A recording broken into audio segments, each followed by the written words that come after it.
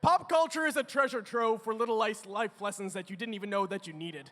Lessons that really you don't see on the surface, but they're there. Case in point, I learned from watching the Teenage Mutant Ninja Turtles that pizza is probably the greatest food ever invented. I learned from watching Scooby-Doo that all my fears are probably just some old guy in a mask. And I learned from Game of Thrones to never get attached to anyone. Other times you can learn little lessons like vocabulary. Case in point, while watching the vulgar puppet show Avenue Q, I made a discovery. No, not that the internet is for porn. I'm pretty sure we all already knew that. No, the discovery was a word, Schadenfreude. A German word by origin, it translates to pleasure derived from the misfortune of others. Oh, those crazy Germans. But nevertheless, I'm glad I've learned such a term, because that is the exact feeling you get while watching any Looney Tunes cartoon.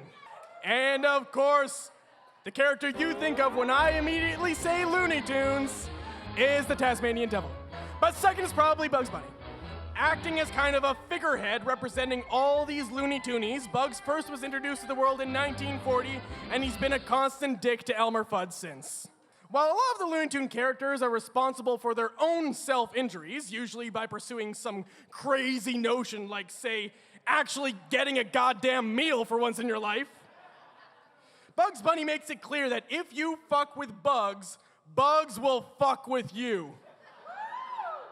Don't let the zany music and cartoony antics fool you, because Bugs makes it clear that he and he alone is the harbinger of your own demise. And if that doesn't work, plan B, I suppose, is cross-dressing.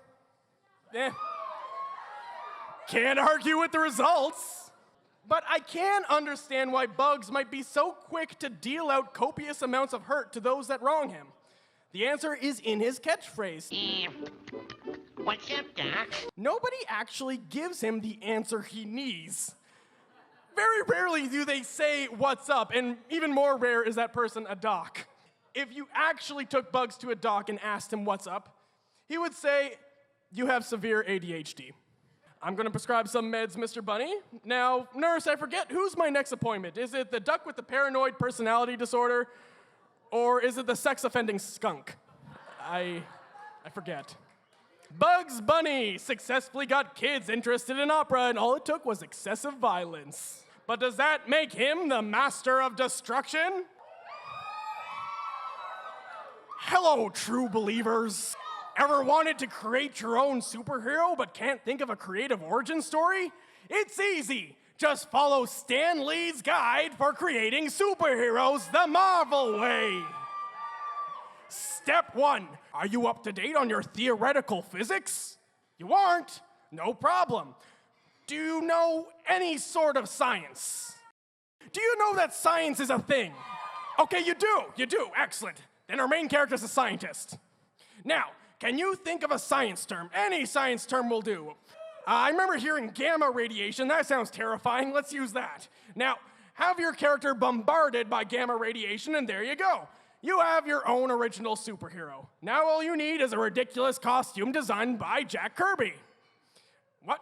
Your character's a monster and wouldn't make sense that he's wearing a costume? Just paint the fucker green. There you go, a brand new superhero origin. And hey, if that doesn't work out, you can just rip off Dr. Jekyll and Mr. Hyde. It's what the pros do. Excelsior!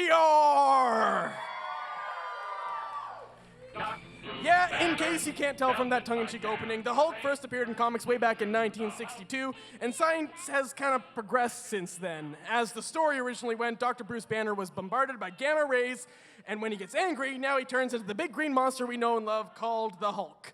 That's cool and all, but I'm sure I don't need to tell you that in reality, that's not exactly how it goes. Bombarded by gamma radiation will not give you superpowers. At best, it'll give you erectile dysfunction. And to be true, the Hulk kind of has the exact opposite of that.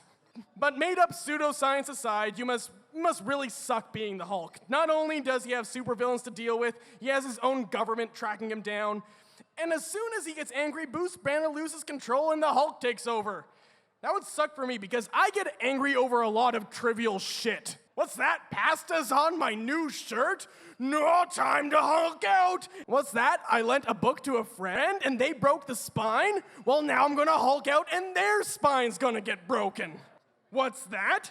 There's a new TV show called Gotham and it's gonna be about Batman and Jim Gordon? That's gonna be awesome. Oh, it's on Fox. Nerd Rage! The Hulk can relate to Kermit the Frog in that it ain't easy being green. But does that make the Hulk the master of destruction?